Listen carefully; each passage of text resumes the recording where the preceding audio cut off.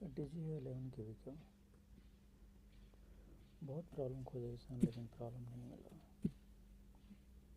Relay से किया, card से किया, व्यूज से किया, फिर भी सब अच्छा है, लेकिन स्टार्ट नहीं हो रहा है ऑटो में।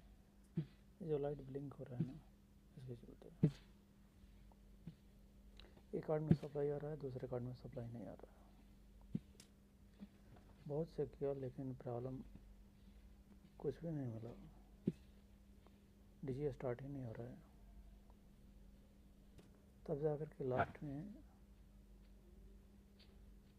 इसका पावर कट ऑफ करके कार्ड का जो पावर होता है, बैटरी पावर, उसको रिमूव करके चालू कर दिया, हो गया।